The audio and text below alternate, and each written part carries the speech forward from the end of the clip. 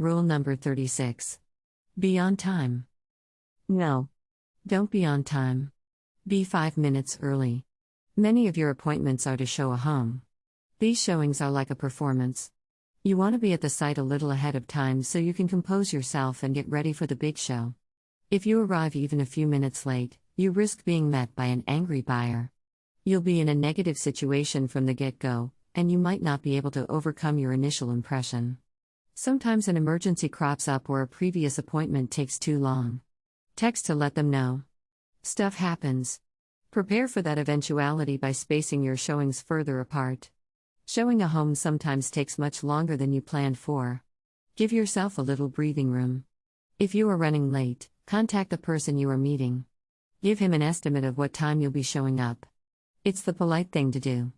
Being hurried does not have to be an occupational hazard of being a real estate agent. When you manage your calendar and schedule well, you'll look organized and professional.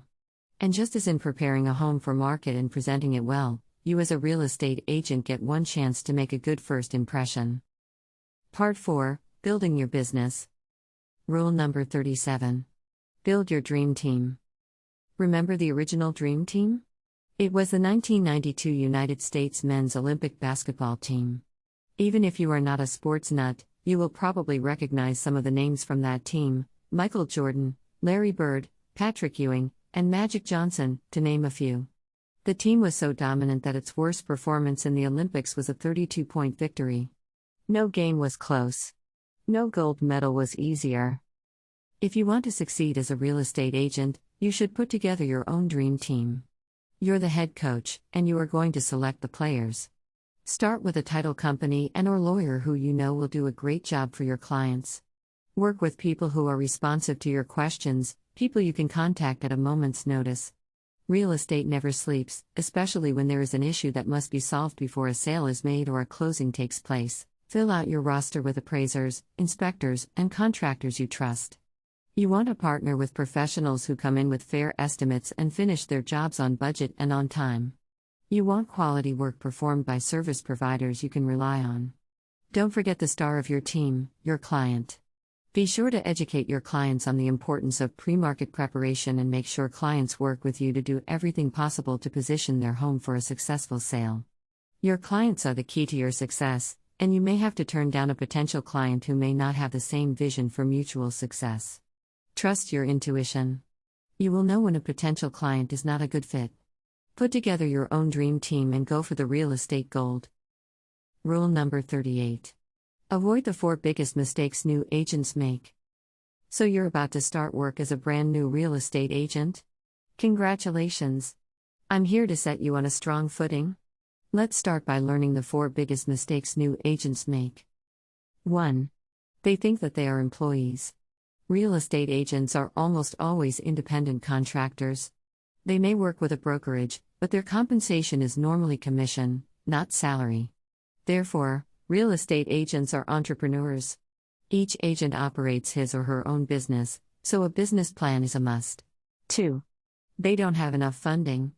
As an independent contractor, a real estate agent cannot count on a salary to get through the startup phase. Even with listings right away, which is highly unusual, it will take a while before the closings take place and the money rolls in. New agents should have at least 3 months' worth of living expenses on hand before beginning the job. 6 months' worth of living expenses is even better. New agents must spend money to market themselves, and if they are lucky enough to have a listing, will need the funds to market that home for sale. Without a reserve, new agents will quickly feel financial pressure.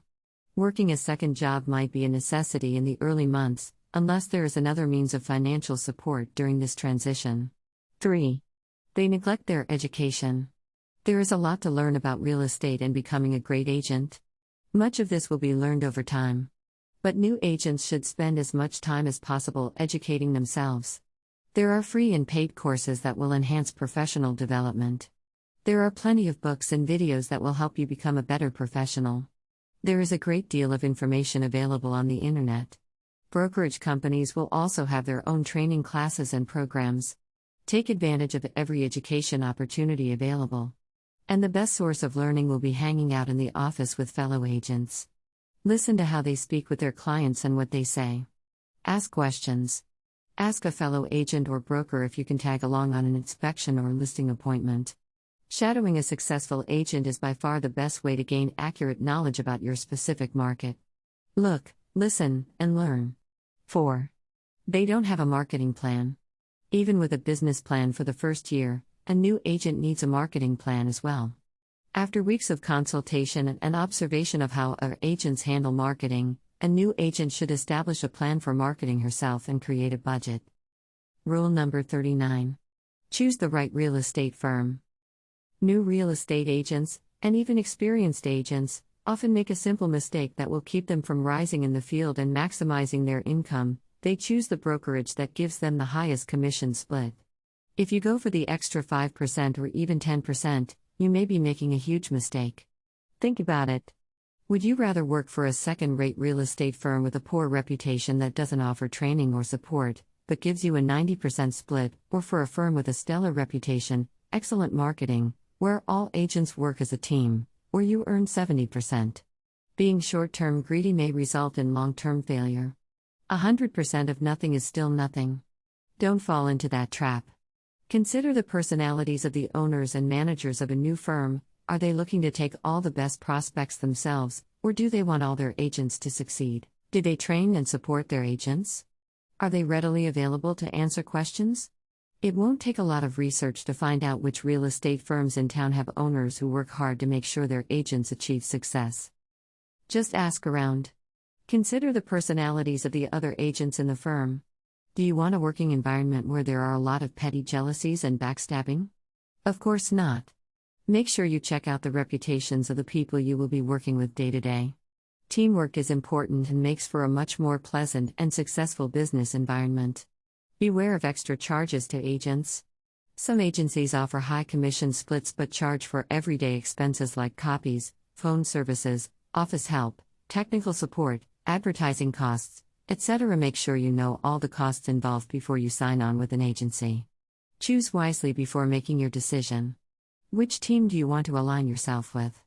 Rule number 40. Learn how to negotiate. A great agent is a great negotiator.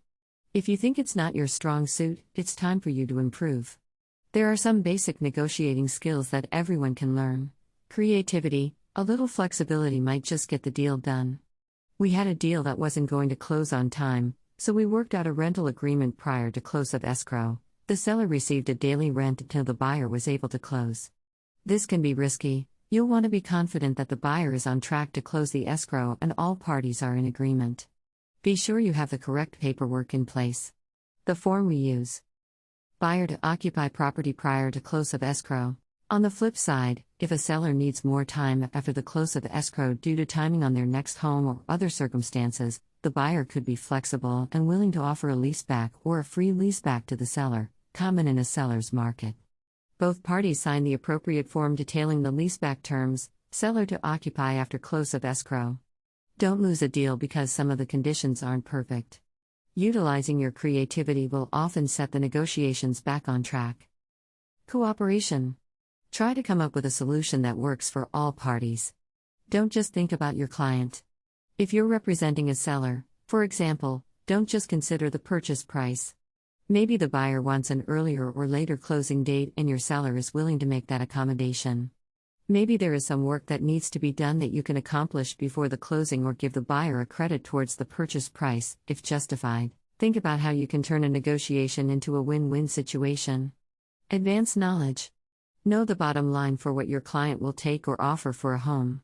That gives you the flexibility to close a deal in a competitive situation where time is of the essence.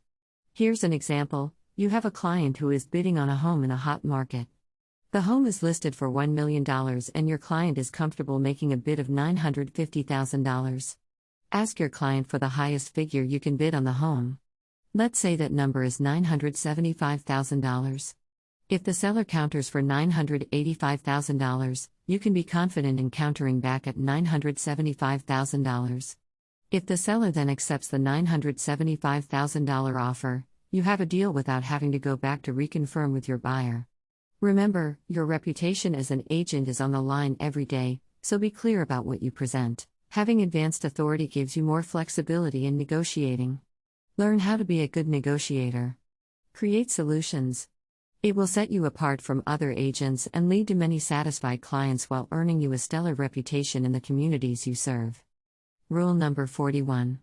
Specialize. I know a real estate agent who specializes in foreclosures and probate sales. They may not be the most glamorous properties, but he's done so many foreclosures and probate sales, he knows all the ropes. He knows what hurdles he has to jump through. He knows how to negotiate with banks to get the best price on a property. He knows how to get a loan on a foreclosed property and deal with probate attorneys and trustees on the sale of a property. He knows how to check and resolve title issues. He has all the right contacts. In his firm, he's the go-to guy when a foreclosed property or probate becomes available. Because foreclosed properties and probate sales tend to be lower in price than other properties, my friend doesn't make as much on each transaction as other agents do. And because foreclosed properties can have multiple liens and title problems, and probate sales come with their own set of issues, he has to work hard to have successful and solid closings. But he has found a niche. He is a specialist. Agents from other companies seek him out to help with foreclosures and probate sales. He may hit more singles than home runs, but he is constantly busy. And boy, does he close a lot of sales. Find your niche. Specialize. That may be in townhomes, condos, high-rise buildings, investment properties, mid-range homes, vacation properties, mansions, or a specific area or neighborhood. Become the expert. Rule number 42. Hit a home run. There's no place like home. Especially on the internet. Every real estate agent should have his or her own personal website. That's your home on the web. It's the most important home you will sell. Here's how to make your website attract attention and clients. Branding. The home page needs your logo, your slogan, if you have one, and a brief description about what makes you and your firm special. Great photography. You're selling real estate, so make sure you grab people with the quality of your images. Include photographs of the homes you sell and scenic views of your area. Make sure your picture and your biography are prominent on your site. Clients like to know who they are partnering with. Testimonials. When other people tell potential clients how great you are, that's far more effective than when you say it. Testimonials are a powerful selling tool. Multi-listings. Make sure your clients have an easy way to browse all the listings in your area. An easy-to-use search platform is a must. Social media links. Yes, you are active on Facebook, and if you're not, it's time to get started. Make sure clients can find you on Facebook with one easy click. Use your own name, not some random username that no one understands. If you want to be found, you must also be active on LinkedIn, Twitter, Pinterest, Instagram, and other social media platforms as they become popular. Your goal is to be found and get hired. Contact information. Provide many ways for your clients to get in touch with you: office phone, home phone, cell phone, email, text. And make sure you respond ASAP when someone contacts you. Tips. Provide your clients, potential clients, and viewers with helpful information on how to buy and sell a home. Yes, give it away. People are looking for information when they search the internet. When you are the source of great information, clients will seek you out. The fine print. In California, don't forget your Cal BRE number. It's required. Whatever state you live in, there's probably some identifying information that has to be included on your homepage. Do it. Never cut corners in real estate. As you know, the first impression means everything. Make sure your website is a huge welcome mat greeting your clients. Welcome home. Rule number 43. Embrace the internet. Here's a statistic from a study by the National Association of Realtors that should make you take notice. In 2014, 43% of buyers found the home they purchased through the internet. Only 1% found the home through a newspaper ad. Now, there is a place for newspaper advertising, but if you are not using the internet, you are running backward. Fast. These trends will continue. You have to be on the internet to survive. Part of having a presence on the internet is embracing social media. I've spent countless hours on the internet, on my Facebook page, looking at listings, trying out new apps. Some of my younger clients only want to communicate via text message. Okay. I'm there. Instagram? I'm there with pictures of my listings. I also have a LinkedIn presence because it's important to keep up with my fellow real estate agents and connect to agents around the country, and around the world, through professional groups and conversations. I know many agents who like the personal touch, the phone conversation, the meeting in the office. They're right. High touch is just as important and effective as high tech. You have to engage in both. You can't ignore the internet or social media. It may not be your favorite way of interacting, but you have to participate. That 43% figure should be on your mind. You need to hang out where your clients are. And increasingly, that's on the internet and on social media. I personally find social media, and especially my favorite platform, Instagram, very inspiring. The world is filled with people sharing beautiful images and motivational messages. Don't miss out. Rule number 44. Look for leads in unlikely places. Good real estate agents are like detectives. They are constantly looking for clues for their next listing. Look off the beaten track for leads. Here are 10 ideas for finding your next listing. 1. Estate sales. When all the items in a home are being sold, often a family wants to sell the real estate as well, since it is usually the estate's largest asset. 2. Garage sales. When a family gets rid of unwanted items, it could mean they are starting to prep for a home sale. 3. Carpet cleaners. People often clean their carpets when thinking about a move. 4. Nursing homes. Sometimes patients need to sell a residence to pay for continuing care. If you know the owners of nursing homes, they may think of you when a resident needs to sell a home. 5. Title companies. They may know of properties that have title problems. With a little digging, you may find a great listing. 6. Withdrawn listings. A property that hasn't sold can be a great prospect for a new real estate agent. 7. Abandoned or vacant properties. If you are adventurous and in a strong market, consider flipping properties that can be bought cheaply and sold at a profit. 8. Model homes.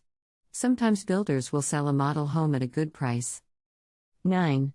The pickup line at your child's school. Fellow parents and teachers can be a wealth of information, and they are always asking about real estate. 10. Hotel concierges, hairdressers, estheticians, often they know the scoop. Sniffing around doesn't always result in properties you want to list or buy. But there may be a few gems out there if you know where to look.